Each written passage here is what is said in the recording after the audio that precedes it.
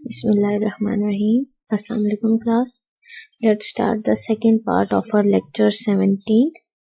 We are studying continuous random variable. Continuous random variable is one which takes an infinite number of possible values. Continuous random variable are usually measurements. Examples: height, weight, the amount of sugar in an orange, the time required to run a mile. Continuous random variable is infinite possible number of values. हमारे पास countable नहीं होते.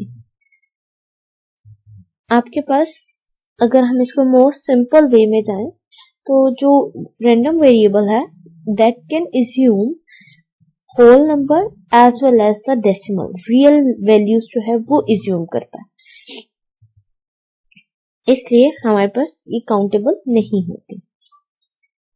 Late x be a random variable, then the probability distribution और probability density function which is denoted by PDF of x is a function f of x such that for any two numbers a and b with a is less than equal to b, we have probability of x greater than equal to a and less than equal to b is equal to integration of f of x from a to b. The probability that x is in the interval AB can be calculated by integrating the PDF of random variable x. हमारे पास continuous random variable का probability density function, हम usually discrete random variable के लिए जो probability distribution function होता है उसको probability mass function बोलते हैं, और जो continuous के लिए होता है उसको probability density function बोलते हैं. PDF is a function f of x, इसको हमेशा हम small f of x से ही represent करते हैं, such that for any two numbers, कोई भी आपके पास दो नंबर हैं जिनके बिटवीन जो है आप प्रोबेबिलिटी फाइंड करना चाहते हैं, such that a is less than equal to b, then probability of x lies between this interval can be calculated by integrating probability density function on these intervals, on these limits. It will be a definite integral of the function on the given limits. Okay. Typically, these are the density functions. Continuous probability distribution. The probability that x takes on a value in the interval AB is the area above this interval and under the graph of the density function. Graphically, अगर हम देखें, हमने probability find करनी है x lies between A to B. ये हमारे पास क्या है? This is actually the area. हमने देखा अभी पीछे ग्राफ्स में कि आपके पास जो continuous random variable है उसका जो density function है उसके ग्राफ्स हमारे पास इस तरह से होते हैं, कर्व्स होते हैं यूजुअली, किसी भी शेप का, किसी भी फॉर्म का. ठीक है, कॉन्टिन्यूस है, इसमें कहीं पे भी दरमियान में ब्रेक नहीं आ रही. हमने देखा जो डिस्क्रीट का था उसमें हमारे पास ब्रेक्स आती हैं, वो कंटिन्यू नहीं कर रहा होता. ये क्या है, ये कंटिन्यू कर रहा है, कहीं पे हमारे पास ब्रेक नहीं आ रहा. ठीक है, तो हम जब कह रहे हैं कि व्हाट इज दिस प्रोबेबिलिटी, ये प्रोबेबिलिटी एक्चुअली है क्या. अगर आप अपना थोड़ा सा रिकॉल करें और कैलकुलस की तरफ मूव करें तो आपने पढ़ा हुआ है area under the curve.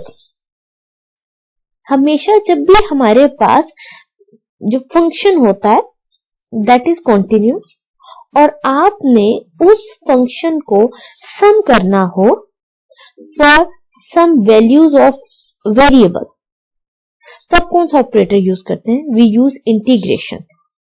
Because when it is a discrete random variable, we know that after x is equal to 2, the next integer will be 3. We can sum x is equal to 3 and x is equal to 2.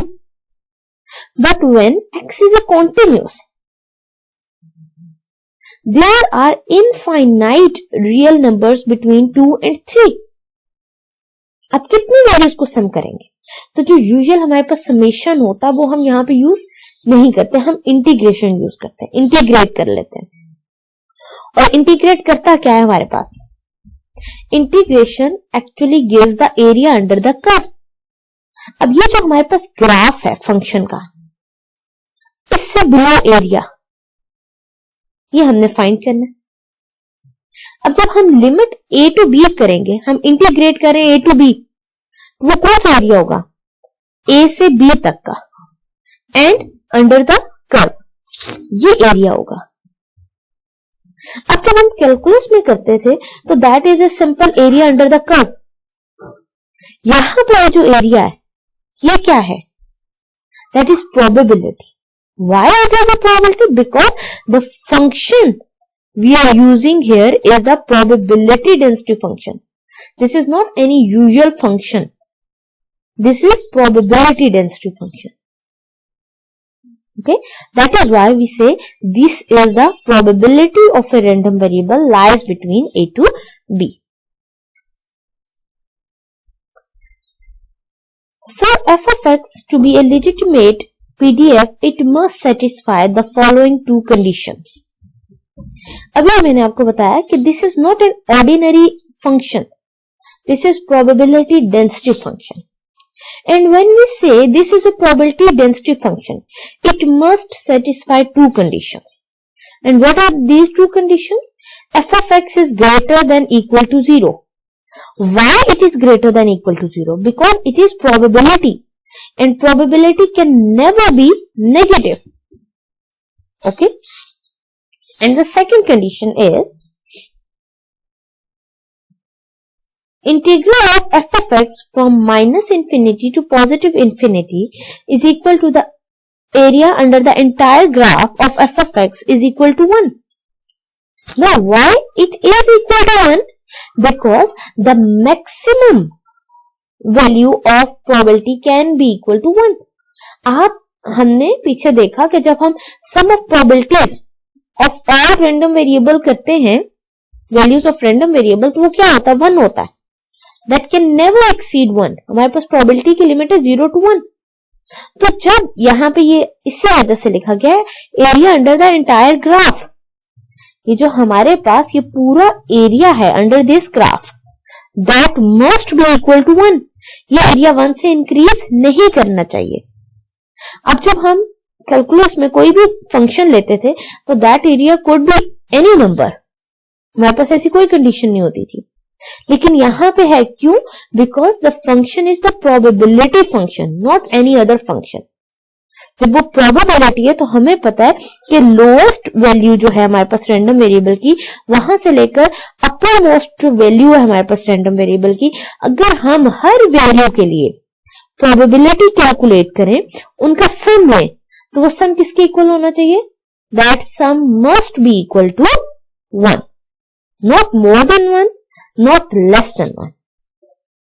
Okay, so if we say f of x is a density function, probability density function, then it must satisfy these two conditions. F of x is greater than 0 and sum of integration of f of x on all the limit must be equal to 1.